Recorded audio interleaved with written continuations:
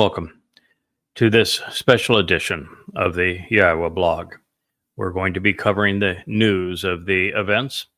Today was a rather extraordinary day in the world, not only because of what Israel did as it tried to forestall its annihilation at the hands of the Iranian Islamic religious regime, but also as the world responded to it.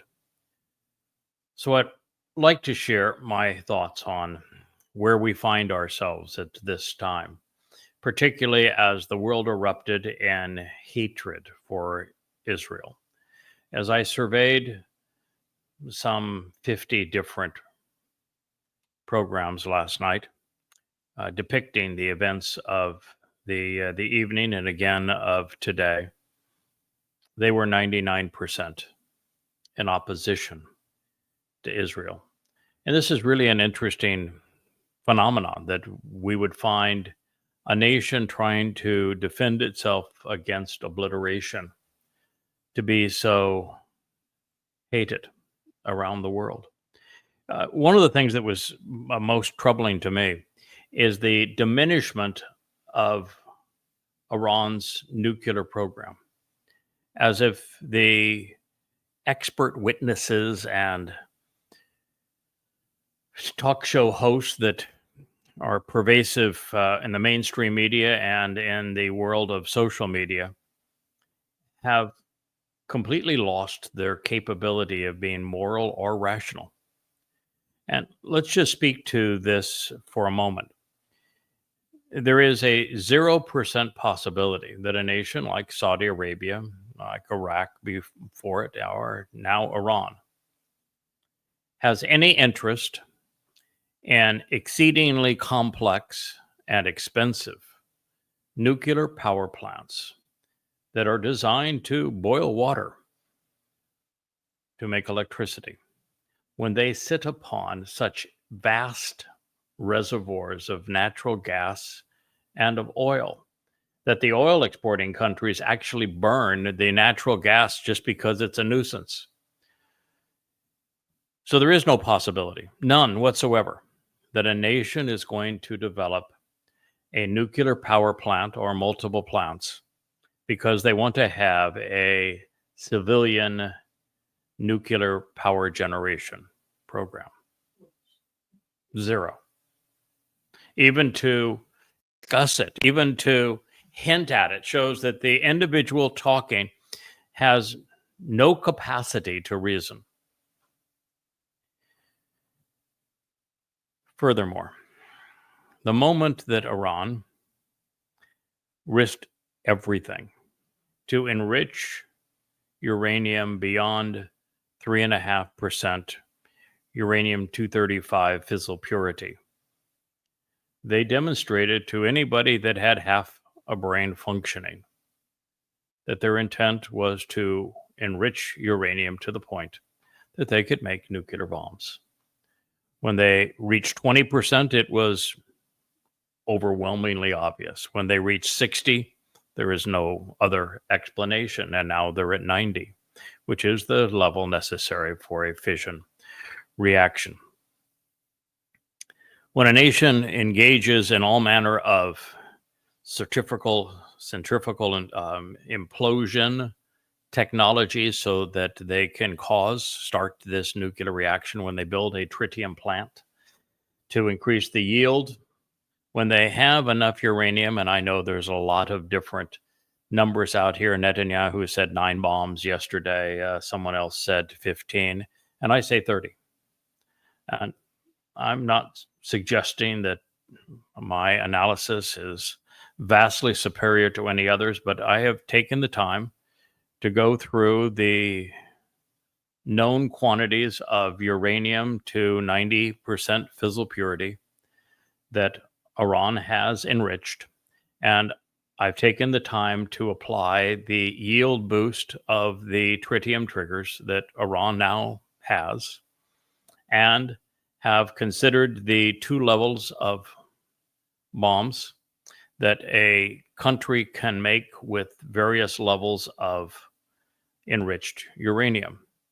and the level that would be necessary with a tritium trigger to have a bomb that would be appropriate for Iran to use at a neighbor, particularly a neighbor that is upwind from it based upon the way that the Earth rotates on its axis.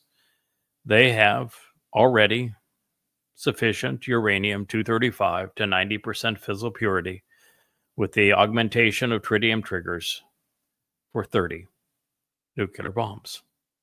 And they have the missile systems to deliver them. They even have the fuel for those systems, and they have done all of the testing on centrifugal explosions to detonate those bombs. That's where they stand.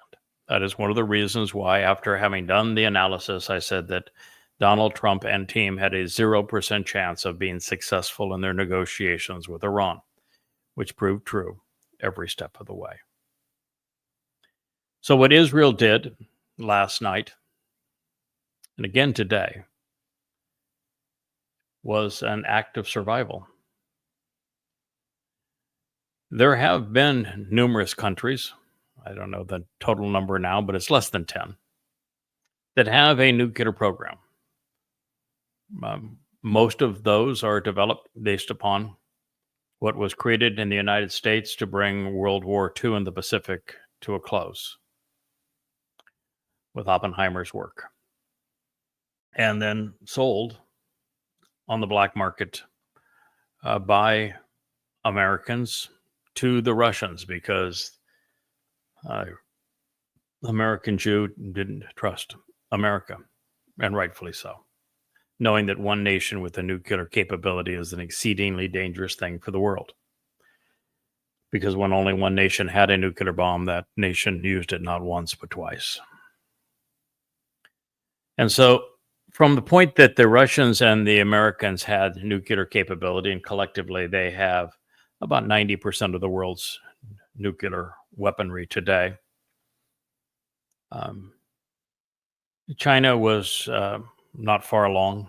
The United States obviously helped the UK and France develop their weaponry.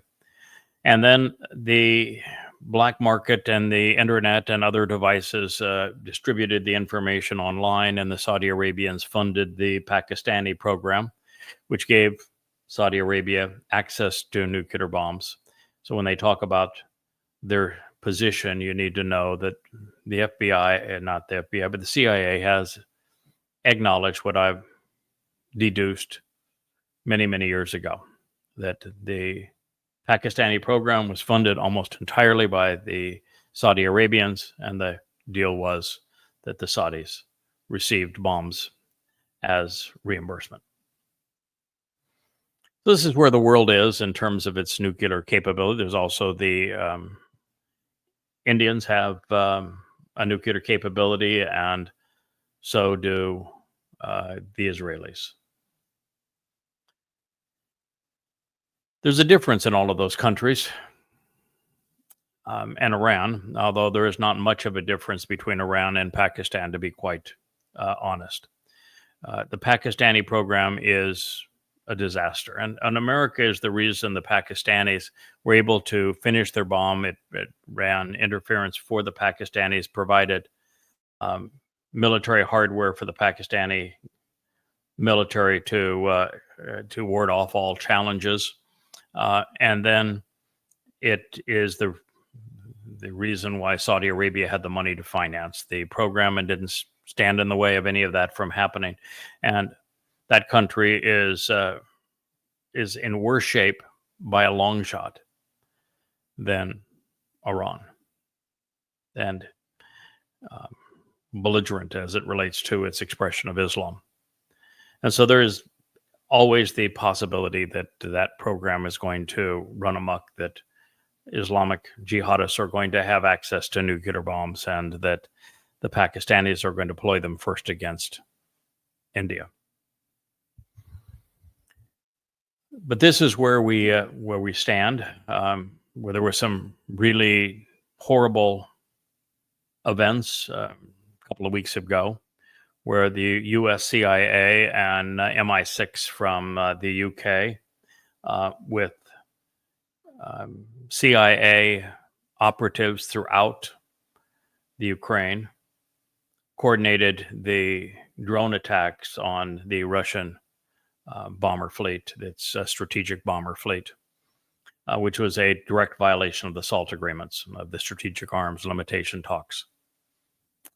And the U.S. not only knew it was going to happen, the U.S. caused it to happen. Yeah. And it is like saying, I want to play Russian roulette with a nuclear war.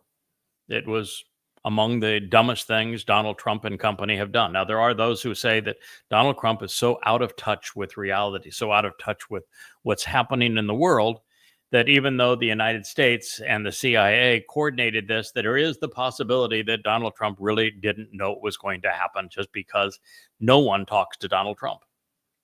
It's anybody that has worked for Donald Trump will tell you that Donald Trump does not listen to anybody. You want to try to talk to him, he will talk over you. Nothing ever is considered by the man. He is just a walking hurricane of nonsense. So is it possible he didn't know? Yeah, I guess so. Which is why when he had the conversation with Putin, after this event, Putin lashed out at him and said, you know, what you have said and done has been really foolish. And this may be the dumbest of the dumb you have ever done. And you're going to post something about this conversation. You can post whatever you want. I'm not going to tell the world that I've told you off, but your country did this. It was in violation of SALT. And the only reason right now that you're not glowing is because I'm showing restraint. And it's true. Anybody that knows the Strategic Arms Agreement and the Russian deployment strategy as it results in a attack on its strategic forces, retaliation is the deterrent.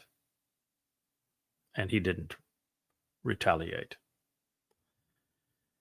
So we have actually not Trump to blame and Putin to thank for the fact that the world is not in a nuclear war right now. All right, so we enter the next phase. Donald Trump stopped Israel from eliminating the Iranian nuclear program back at a time when it was obvious that they were within weeks of finishing the 60% to 90%, which is a very short duration. You can make enough uranium-235 for 15 bombs without tritium in approximately 1 to 2 weeks time. 4 weeks time. With tritium, you can take the uranium that they had enriched to 60% fissile purity to 90% for the bombs. So 2 weeks, 30 bombs, particularly augmented by tritium. That's where we were 6 weeks ago. The Israelis knew it. Most of the watchdog agencies for atomic energy and its use knew it. It had been pretty well disseminated throughout the intelligence community. Donald Trump, though, had been bought and was now owned, was a little puppet by MBS in Saudi Arabia and Qatar. Took $16.5 billion worth of bribes, but it's more than that, as I've talked on other programs. And they told him not to bomb Iran. Go talk with them instead. Well, a waste of time through Omar. And we knew it was a waste of time. I told you explicitly that it was a waste of time, and it turned out to be a waste of time. And that time was the time that finished the program. And then Israel one more time said, we want to deal with this. And Trump not only said, hell no, but he released his their request and his denial to the New York Times just to humiliate Israel. He's so disgusting. And then, when he had Netanyahu in the Oval Office, and they were talking about the strategies that the two countries would deploy going forward, Donald Trump did the unthinkable. He blindsided Netanyahu during a press conference and said that he is beginning direct negotiations with Iran. That wasn't even true. But nobody in their right mind just blurts that kind of thing out, and you haven't talked to the target of that nuclear program. It was one of the most astonishing things I had ever seen a supposedly responsible person do. And I did a number of essays, both the written and oral, to demonstrate just how foolish that was. And what Donald Trump had stated was that if Iran did not capitulate, he would bomb them as no one has ever bombed them before. What a liar. And then when it didn't happen, when Iran says, hell no, we're not going to do that, we are not going to comply, the answer is no, absolutely not. Did he do as he had promised? Or was Trump the same guy that he's always been his entire life? All bluster, but no boom. When it actually comes to it, the man lacks a pair. He almost never follows through. He's had a dozen of these so far. The last one was he was going to bomb the Houthis, as they've never been bombed before, and to make certain that there was freedom of passage of ships in the Gulf, and that Israel wasn't being attacked by the Houthis again. He got his clock cleaned. America lost airplanes, they lost drones, they spent billions of dollars and got nothing from it. The Houthis were laughing at us. And finally, the only escape was declare victory and leave. And he was right. The Houthis said that they wouldn't attack American ships if the American ships weren't there. And he just left. Now, of course, the thought that they wanted to say is that America needs its bombs because it needs to reposition its military from this theater over to contain China, as if that were possible. I mean, the U.S. can't contain Russia, and Russia has come to own NATO and the United States, and you think now you're going to go after China. But this is the place we find ourselves, and Israel made the determination that this was a different set of circumstances than had ever existed before, and I want to share the other part of it. So we know that the Iranians were developing their nuclear program for a single purpose, making bombs, and there was a single target, Israel. And we know this because this is something that nobody wanted to talk about yesterday, is the Ayatollah and his cadre of generals and advisors and pretense of politicians routinely shout death to Israel, death to America. Their goal has been the destruction of Israel, obliteration of Israel.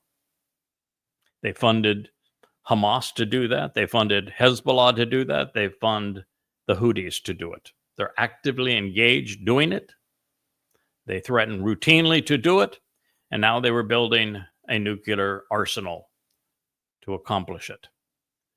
Israel's choice was, go ahead, let them finish, we'll wait and see if Iran continues to be the same old Iran that it's always been as it relates to this Islamic regime, and to have Israel wiped off the face of the earth, or to do their best to take out the Iranian nuclear bomb-making program, which is what they did. And which is what they're attempting to do. We know that there has been significant damage at Nance. We do not know if there has been a single strike at Fordor. We know that some of their Mitchell manufacturing facilities have been attacked. We don't know if they've attacked the tritium plant. We have a very incomplete assessment of what they've attacked. Of course, they've taken out the top brass of the Iranian military. They had one situation where the top general was taken out. He was replaced, and his replacement was taken out by the Israelis a matter of 2 hours later. So this is where we stand. and I want to speak a little bit about the world as we find it. Our planet has become increasingly chaotic and dangerous. It is rife with all manner of ideological deceptions, both political and religious, also militaristic, and now in social media, exceedingly guttural. Planet Earth is being set up for cataclysmic devastation. The rhetoric is shrill, truth is rare, intelligence is scarce. Last night, Israel acted to preserve its right to exist. It did so against a religious state whose unambiguous and constant message has been to destroy Israel, obliterating the nation. This has been the sole purpose of the Islamic Republic's nuclear program and uranium enrichment.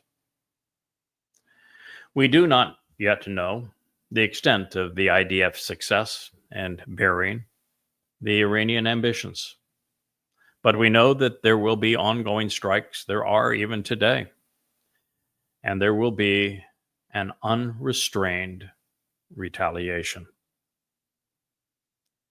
If you are Jewish, there is a target on your head. Survival must now be your overriding concern. We are fully aware that Muslims achieved the objectives of Al-Aqsa flood on October 7th, 2023. Islamic jihadists were so savage in their rapes, mutilations, abductions, and murders, as well as their manipulation of the hostage deals, that Israel's anticipated and unrelenting retaliation in Gaza has backfired and has turned the entire world against Jews, just as the Muslim strategists anticipated. The victims of Islamic terrorism, ruthless apartheid, and complete genocide are now incorrectly perceived as the perpetrators. The victims are being shamed, the perpetrators glorified. When religiously motivated terrorism and death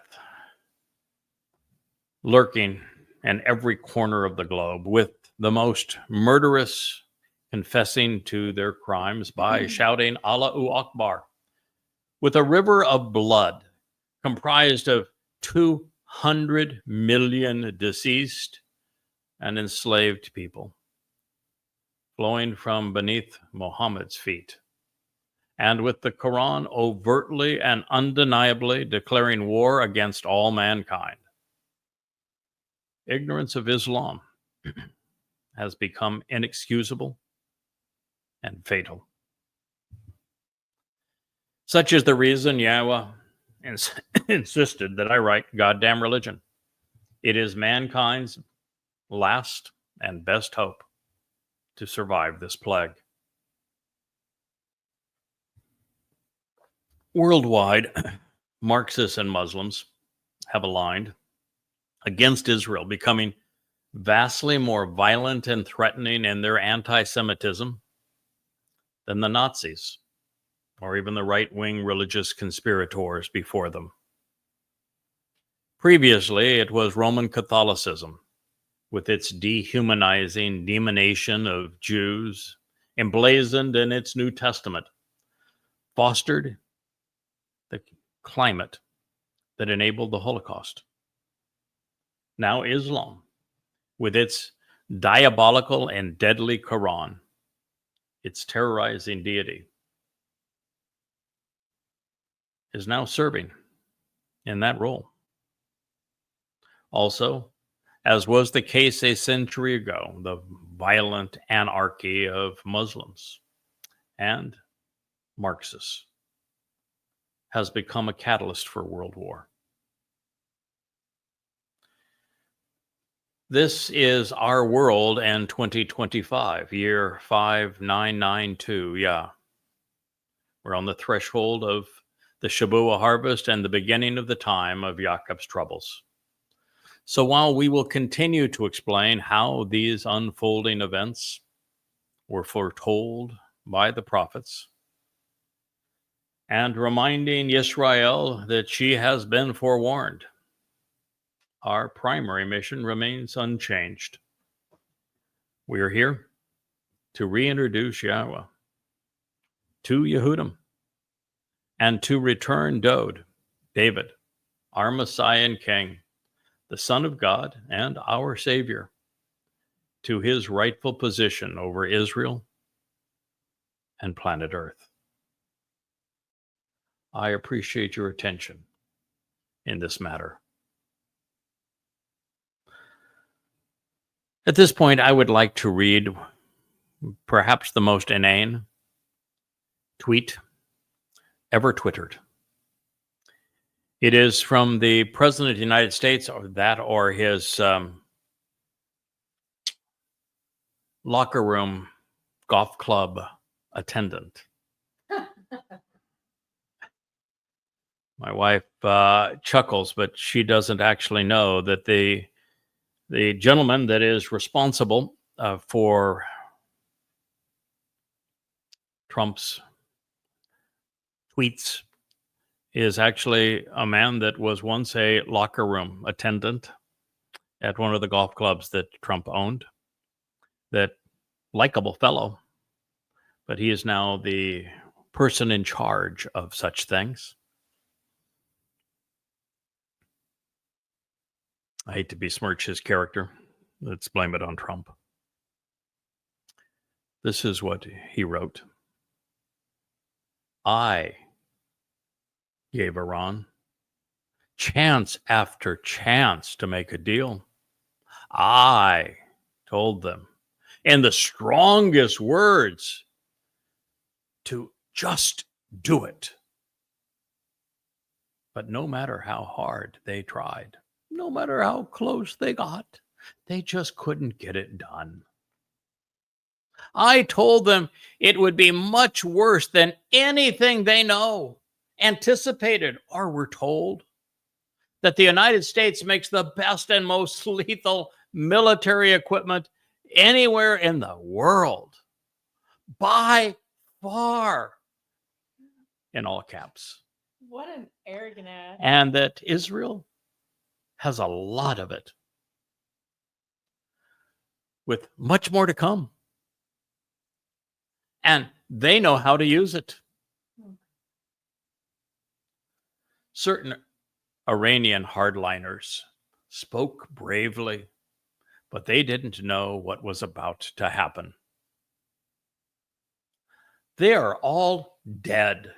Capital D, capital E, capital A, capital D, and now. And it will only get worse. There has already been great death and destruction, but there's still time to make this slaughter with the next already planned attacks even more brutal come to an end. Iran must make a deal before there is nothing left and save what was once known as the Iranian Empire. No more death, no more destruction, all in caps. Just do it before it's too late. God bless you all. Exclamation point. What? This is his locker room attendant prior? Oh my God. And you didn't want to besmirch this man's character? It's obvious he's as big a buffoon as Trump is. Ugh. He is responsible. The locker room attendant is responsible for Trump social. That doesn't mean that he's actually writing these. The grammar is so poor, syntax so bad, that I want to give Trump credit because he speaks at about the same level as these things are written. So it is Trump's voice. I responded. The unreal Donald Trump. Then I use that title because he puts everything out with this red, white, and blue thing that comes down his face on Trump Social, which is called our Truth Social, I guess is the name. What a terrible name for it. Under the real Donald Trump, as if there's a fake one. If you want to meet the real Donald Trump, it's going to be in social media. So I titled this The Unreal Donald Trump. This morning's tweet from the real Donald Trump was moronic in the extreme. 1, Iran does not trust Trump and won't even negotiate directly with the United States. The inference, therefore, is untrue.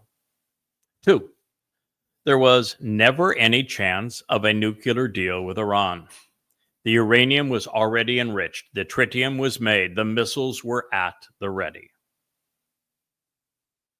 3, just do it is an old advertising slogan. From Nike. Not a sane diplomatic negotiation tactic Wow. dealing with nuclear proliferation, especially by a genocidal and religious regime.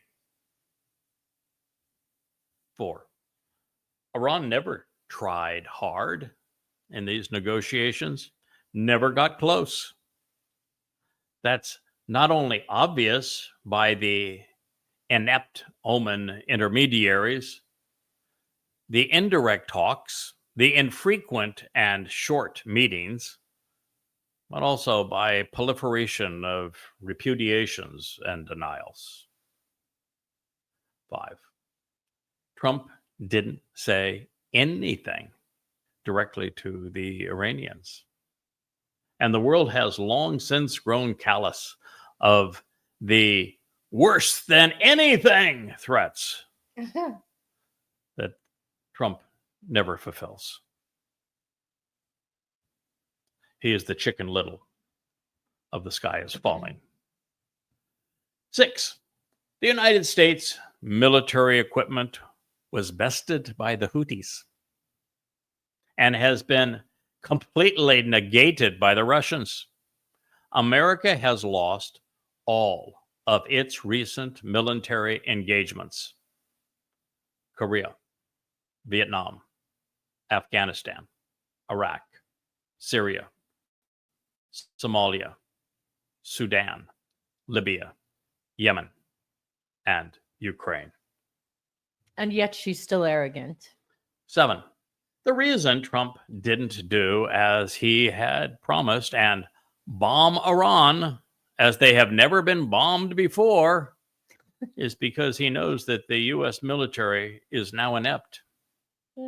It failed against the Houthis. 8, Israel knows how to use some of the U.S. military's hand-me-downs. And while the IDF is effective in this way, Israel has been, and it remains inept at deflecting and defeating a massive, lightly armed jihadi force on foot, like Alaska Flood. It's not about who makes the best weapons or who knows how to use them. The strategy has changed. 9, religious foes cannot be intimidated with taunts, which is how this tweet reads. They become even more belligerent. 10, what's worse than dead? 11, hasn't been great death in the Israeli strike, only targeting high-ranking military and nuclear scientific personnel. It's very surgical. 12, it has yet been disclosed if there was destruction of the nuclear enrichment sites. You can say, well, the U.S. has the best satellite technology in the world. We can see what was destroyed. No, you can't. You can't penetrate the ground. You have no idea at this point whether 200, 300, 400 feet beneath the ground where this is taking place, if those facilities were destroyed or not, or if they just scarred the surface. We don't know. Israel doesn't even know at this point. 13. This slaughter didn't happen. And it's inflammatory and it's counterproductive language. It is also inappropriate to call precision targeting of military leaders devoted to Israel's annihilation, their nuclear and missile facilities, as brutal. You want brutal? Look what happened to Israel when Muslims invaded on 10/7. That's brutal. Yeah. 14. Why did Secretary of State call the Israeli strike unilateral? Mhm. And then Trump say exactly the opposite the next morning? 15. It is grossly irresponsible for the president to say the next attacks are already planned. You know, you got to somehow learn that if lives are at stake, you got to keep your yap shut. Or no one will tell you anything. Not that you listen anyway. 16. It is senseless to say Iran must make a deal before nothing is left. Senseless. Both sides announced that there was no deal in the offing, and Israel doesn't have the capacity or the desire to destroy Iran. Israel doesn't want a war with Iran. They've got no battle with the Iranian people. They're just trying to take out a regime that is devoted to their destruction and the tools that would be used to annihilate them. Turns out, Israelis don't much like the idea of glowing with a nuclear strike.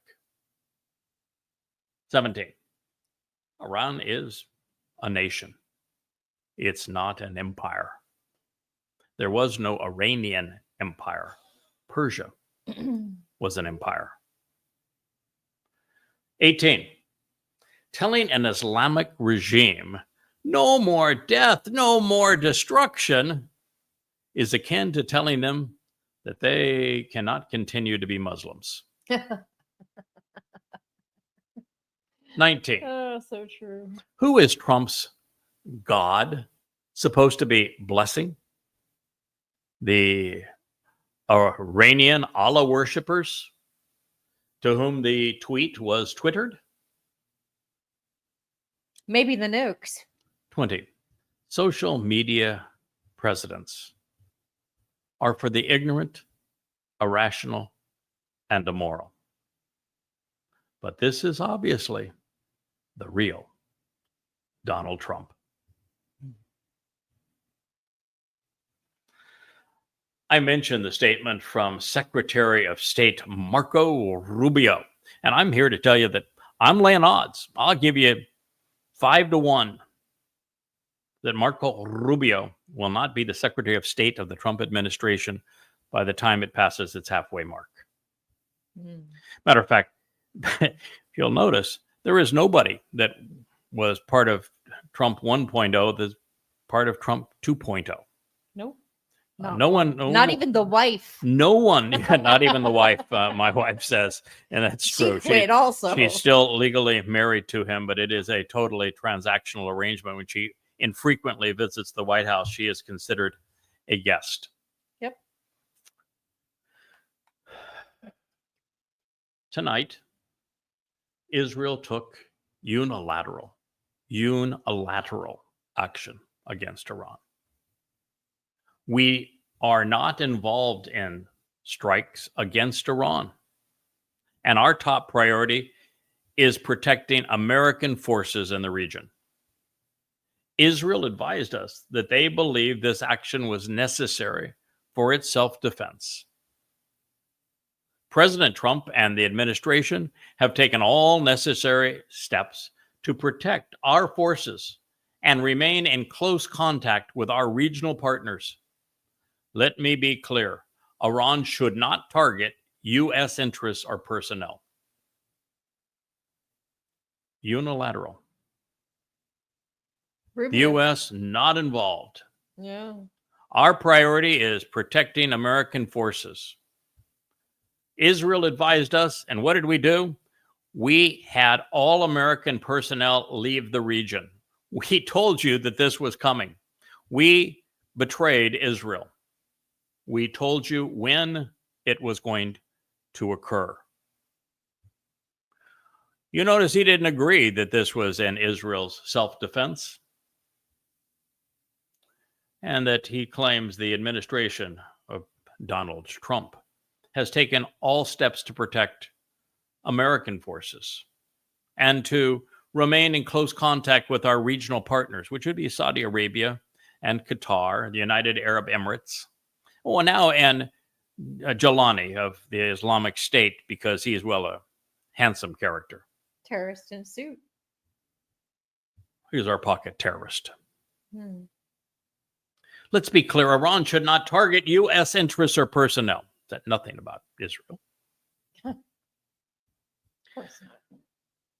My assessment, not only did Trump Rubio this morning with the real Donald's tweet saying that the United States supplied all of the weapons, know-how, admit that he was involved in the planning by knowing what Israel was going to do next.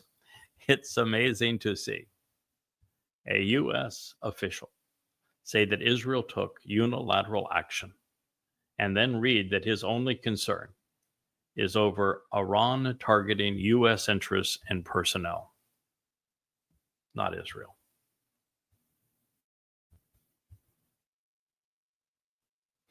It was just 2 days ago that I wrote and posted the following. It's related, albeit not entirely on the same subject, same player, same president. It's called The Betrayal of Israel, The Art of the Deal. Donald Trump is the new Neville Chamberlain. Israel is his Czechoslovakia. Yep. MBS is his Hitler. Muslims are his Nazis. And World War III will be his consequence. When this is imposed, the genocidal rage of Muslims will be emboldened. Israel will be indefensible. 1,000 times 10-7 will occur. And millions of Jews will die. Define reason. 66% of Israelis are going to support Trump's plan to carve an Islamic State out of the heart of Israel. They will do so because the remaining 20 living and 30 dead hostages will be returned. This phase of the war will end. They foolishly crave normalization with Saudi Arabia because they are universally ignorant of Islam. And they moronically trust Trump's worthless promises of security. They also value the bombs Trump provided to assure this unfortunate result. And it will be in collective national suicide.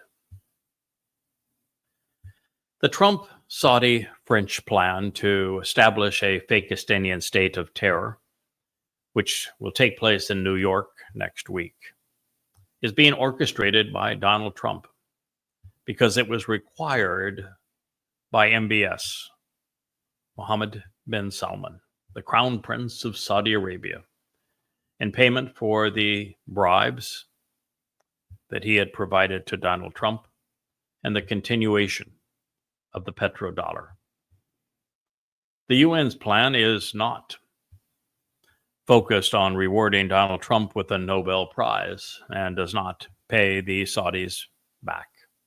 And so Trump doesn't like it very much. Donald Trump is committed to betraying Israel, but since he does not share credit or play nicely with others, He is willing to threaten any nation that interferes with his desire for this Nobel Prize. As for guaranteeing Israel's security, those words are as contrived as the Nazi attendant telling the Jewish child entering the showers at Auschwitz that he'll hold the towel for the lad and assure that their clothes aren't stolen.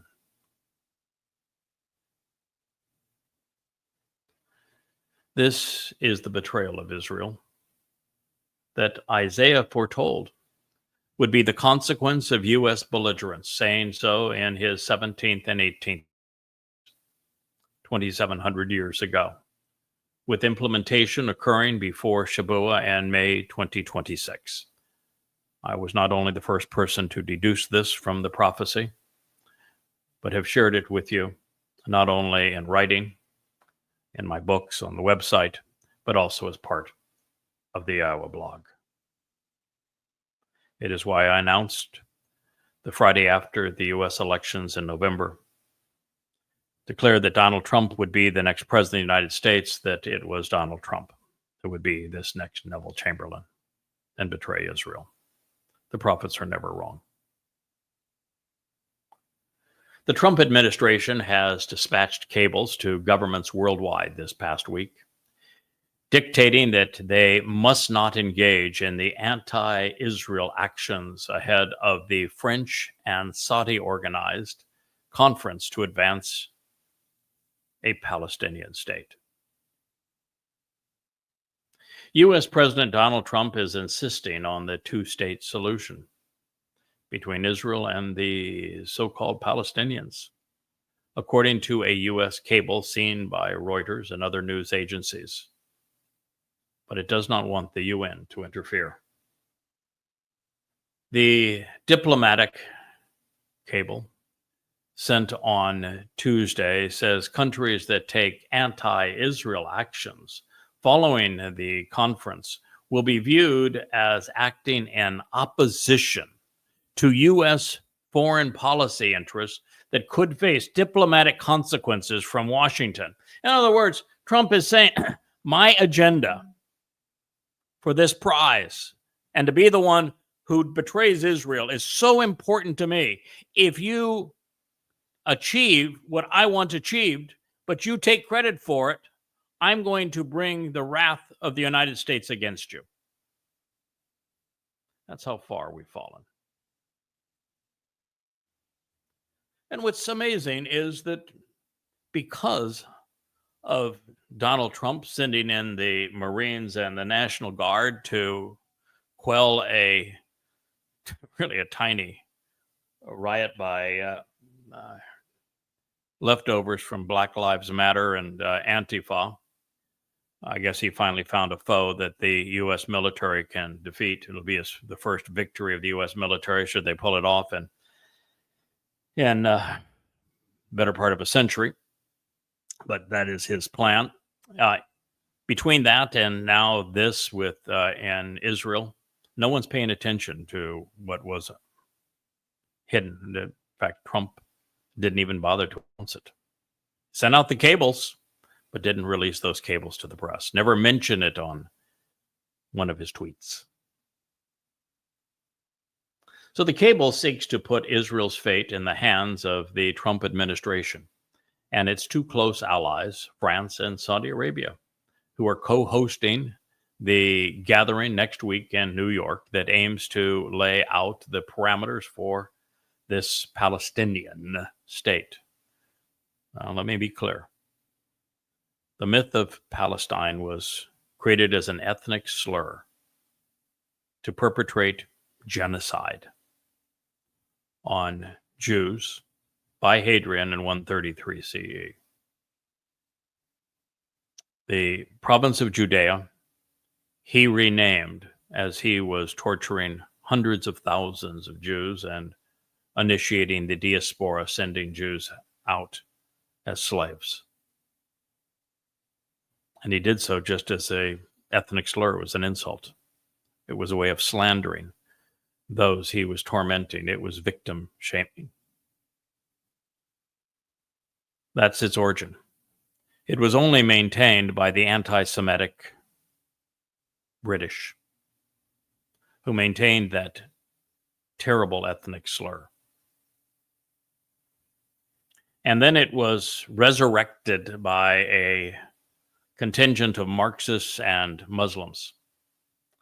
The KGB, that was still active at the time in the 1960s, and the Muslim Brotherhood, to create the Palestinian Liberation Organization by immediately calling all Muslims from Egypt and Jordan, Syria, that were anywhere around the newly formed state and the successfully defended state of Israel, Palestinians. And because the world didn't push back on the stupidity of that, because the world is so easy to fool today, because so many people are just irrational, immoral, the slur stuck. And so there's going to be a Palestinian state, which is an ethnic slur to perpetrate genocide, making Israel indefensible.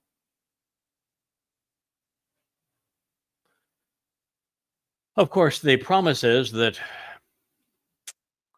they will ensure Israel's security. Can you imagine?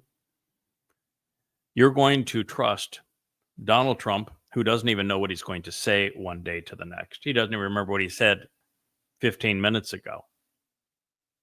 He's going to trust the man who has reneged on every promise he's ever made. And Macron, of all people in France, whose own wife whacks, who has already said that he wants to reward the Muslims with this condition, and who couldn't defend their own country. You know, this is the French salute. And Saudi Arabia, the birthplace of Islam, where every Jew in Arabia was murdered or raped or sold into slavery by Muhammad. Some 40,000 of them over a 10-year period. The first 10 years of the Islamic era perpetrated wholesale genocide against the Jews, apartheid, raped all the women, sold all the children into slavery, murdered all the men. And that is going to be the country guaranteeing your security, Israel. We are urging governments, this cable said, not to participate in the conference, which we view as counterproductive to ongoing life-saving efforts to end the war in Gaza and free the hostages, read the cable. Not to make Israel secure. Not so that Israel can defend itself from those who perpetrated such savagery on it. All Trump wants to do, and the Muslims want to do, and that this will do, is force the end of the war, which Trump has already said that war is over. Stop it. And the Israelis are going to go along because they're going to get 20 living hostages and 30 dead Jews back. 20 lives for millions. And all the people said, yay! Let's commit suicide. It'll be great. French President Emmanuel Macron has announced that France would recognize a Palestinian state in the West Bank and in Gaza. The U.S., for decades, backed the two-state solution between Israelis and Palestinians that would create a state for these Fakistinians in Judea and Samaria and in Gaza. Alongside Israel, no, it wouldn't be alongside. It would be right through the very heart of Israel, a dagger to the heart. Trump in his first term was relatively tepid in his approach to the two-state dissolution, a longtime pillar of U.S. Middle East policy, right? Because the Muslims had the oil, and our loyalty is to our pocketbooks.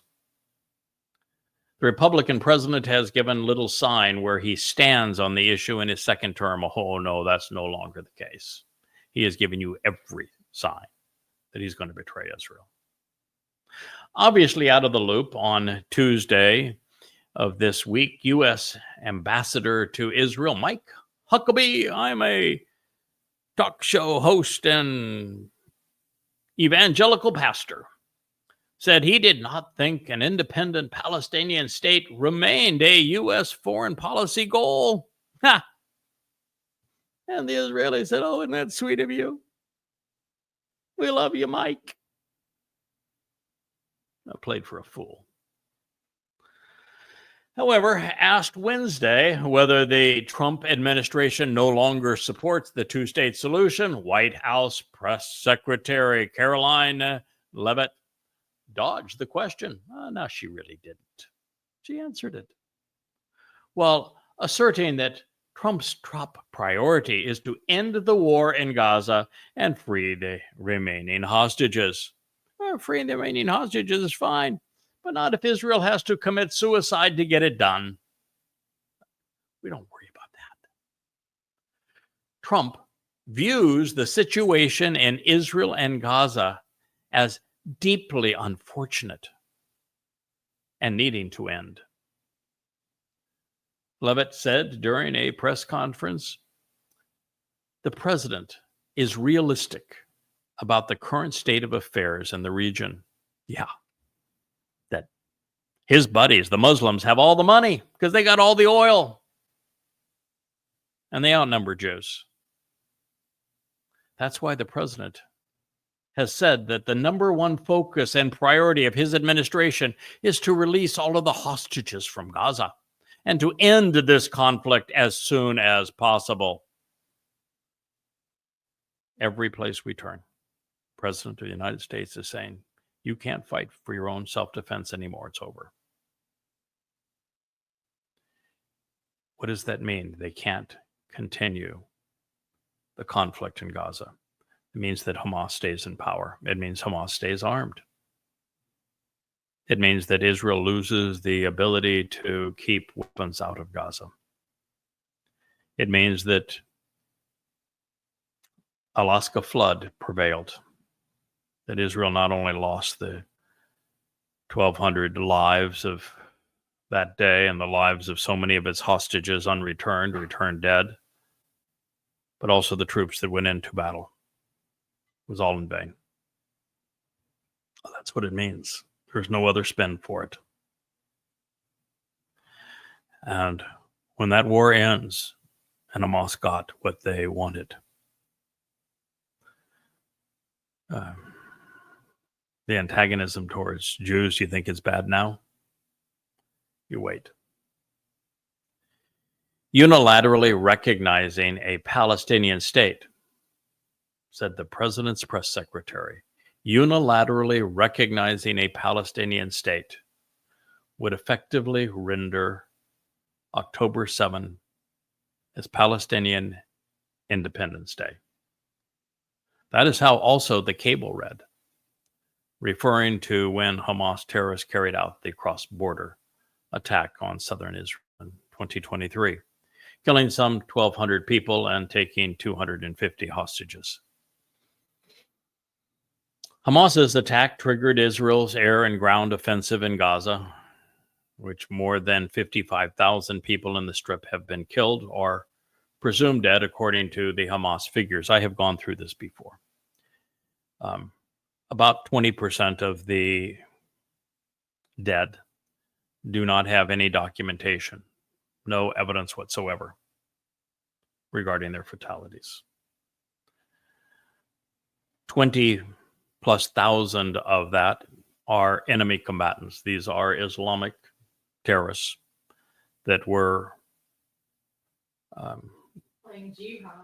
Yeah, we're playing jihad and were killed as a result of playing jihad, deserving to die. Absolutely. And it did not take into consideration the normal mortality rate in the Gaza Strip, which is actually quite high. So somebody died of natural causes, as people in a 2.2 million population do. They were called part of the death toll. The actual number isn't 55,000. If you pull out the jihadists who should have been killed, you pull out the natural deaths, the normal mortality numbers, and you pull out the 20% that are completely undocumented with no validation for them at all, the number is closer to 10,000. And when you consider how these savages acted, the fact there's been no remorse for what they've done, the fact that they celebrated the rapes, tortures, and mutilations, and abductions, and murders of Jews. And then that the Israelis sacrificed the blood of their soldiers to preclude Gazans from dying and warned the Gazans when they were going to attack to minimize the effectiveness of the attack. And then fed them and gave them power and gave them water and gave them medicines.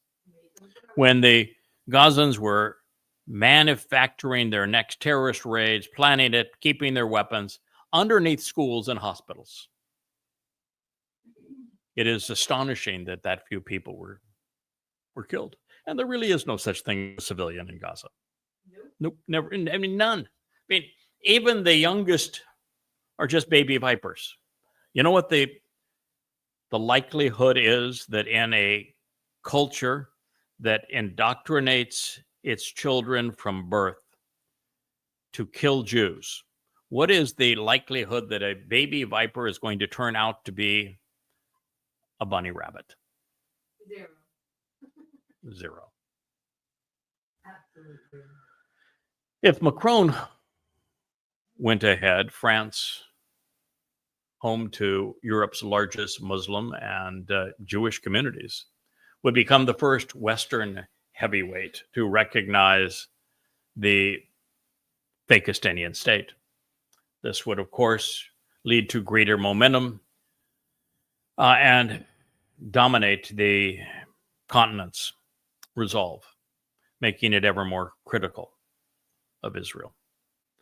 Macron's stance has shifted among Israel's intensified Gaza offensive. It was suicidal when Netanyahu said, I'm going to go back into Gaza after the last hostage deal. It was just suicidal. It's bombing Gaza into oblivion has turned the world against Israel to the extent that it was suicidal. I understand the rage. I understand the justification. I understand the professional nature of the IDF, but it doesn't change the fact it was suicidal. So there, of course, now is a global push to create this Fakistanian state. And then there's this myth that somehow Israeli settlers are part of the problem. Last time I did the review, the number of attacks by Israeli settlers on Muslims in Judea and Samaria was 60-1 over the attacks of Muslims against Jews, and that was before 10/7 of 23. It's probably 100-1 now. The U.S. cable said that Washington had worked tirelessly with Egypt and Qatar, Israel's enemies, the Bank of International Islamic Terrorism, to reach a ceasefire deal in Gaza to free the hostages and end the conflict. So consider yourselves blindsided and betrayed, Israel, even though I have made you aware of this result and timing since November. You were played by Trump. Shame on you. And all the while, Netanyahu played into the betrayer's hands. Let's be clear. Trump is this reincarnation of Neville Chamberlain. Not as polished, but nonetheless is foolish. Israel is his Czechoslovakia, MBS is his Hitler, Muslims are his Nazis, and World War III will be his consequence. When this is imposed, the genocidal rage of Muslims will be emboldened. Israel will become indefensible 1,000 times. Al-Aqsa flood will occur, and millions of Jews will die. Of these things I have always been certain, because the prophets revealed this to us. Let it also be known, Israel, that when the IDF was sent back into Gaza, expecting a different result, with war objectives that were and remain unobtainable, the continued destruction of Gaza made this result inevitable. Netanyahu must go.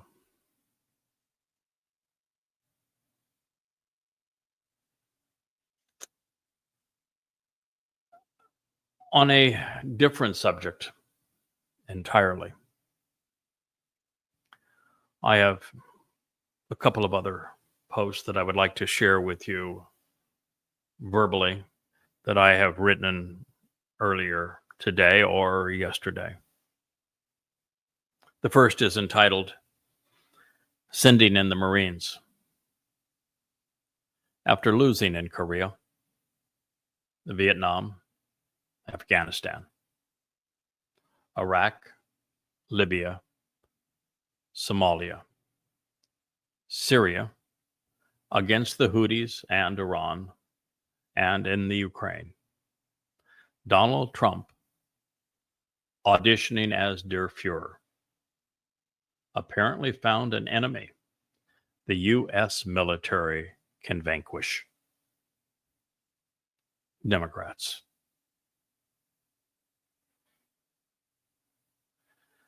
Thinking it through. Israel's hearty congratulations on the Iranian strike without losing any aircraft. The beeper bombs, it's genius. Demolishing Gaza was a powerful display. But have you considered the consequence? Israel has become the most hated nation on earth. As a result, the imposition of an Islamic state carved out of the heart of the nation for Fakistinians is imminent, and it is inevitable. This will make Israel indefensible. And even prior to this, there is no indication that the IDF is any better prepared for Al-Aqsa Flood 2.0, which will be at least 100 times worse, more likely 1,000, than it was the last time. I don't think there's a military in the world that's prepared to face jihadists. My wife said, I don't think there's a military in the world that's prepared to deal with a flood of jihadists. And it doesn't matter what exists in the rest of the world. There's only one place that's going to endure that, Israel. And Israel has a military that is geared to do what it did today. Fly missions. It has tanks. It has Apache gunships. It has a dome. That's the Iron Dome. It has some of the best fighters and fighter pilots in the world. None of that has any value in forestalling Alaska flood 1.0 or 2.0. None. And this is what's going to happen to Israel next. And because the IDF cannot defend it, Israel is indefensible.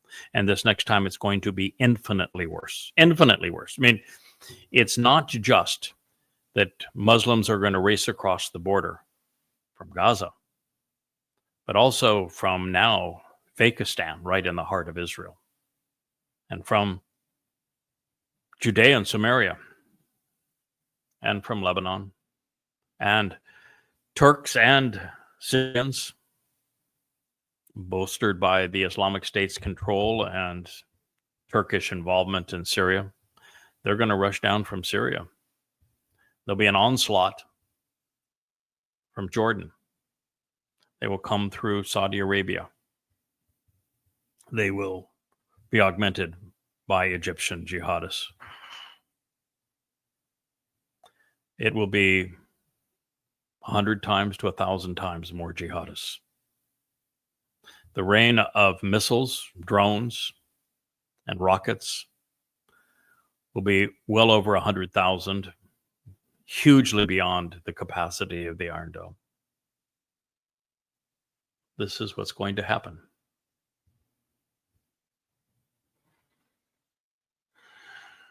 So the bad news, by fighting a religious foe incorrectly, it appears that all Israel has done is to make a very bad situation much worse. Sort of like the United States did in Afghanistan, in Libya, and in Iraq, as well as Syria. So under the circumstances, you may want to read Goddamn Religion before it is too late. The good news, Yahowah and Dode will resolve all of this the moment you return to them. And I'll be glad to make introductions. That's the purpose of the 35 volumes of Yada Yahowah. This morning I arose thinking about just how strange what we're witnessing is. We're witnessing chaos by fool thunkery. It is the most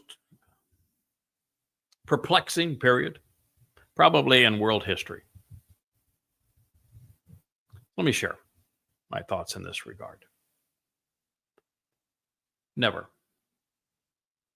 in the long history of civilization has one man been so chaotic and destabilizing. The opposition is punch drunk and staggering, while the MAGAs are genuflecting. Each week, sometimes twice in the same week, there is a crisis of unprecedented proportions. We're not even 5 months into the second term, and the craziness is epic. Yeah. It's akin to a 13-ring circus with clowns juggling grenades amidst lions, tigers, and bears. All the while, the wizard of Twitter has the world so confused, there is no time to plan or address the previous calamity before a score more are contrived. This is the Gatling gun of death under the hail of 1,000 bullets. It would be a fool's folly to believe that Trump was sufficiently strategic to have planned out the Earth's demise, as he is worshipped as a god and denounced as the devil. And yet, his propensity for dunderheadedness and catastrophe are so impressive. He is the mouth without constraint. He's the nuclear arsenal of blabber. And it is now evident that he does not know or cannot even remember what he has said one day to the next.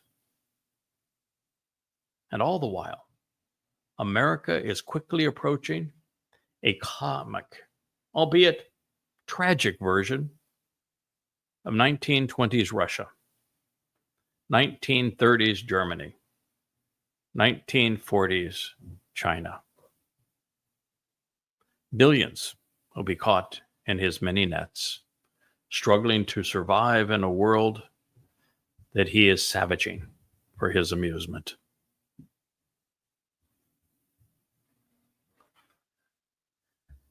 Thinking it through, Israel,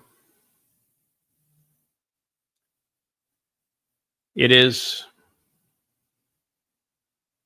something that you ought to have pondered, that you have been played,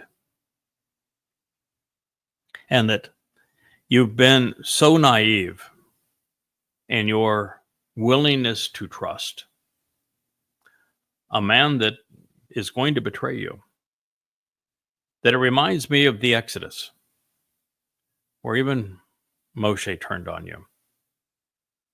Moshe said, I can't deal with these people. Nobody can lead them. They're impossible. They're way too obstinate. And this is what we're witnessing and Israel. A nation that has turned its back on God, erased his name, has no role for the Messiah, Son of God, former and returning King and Savior in their lives. This would be David.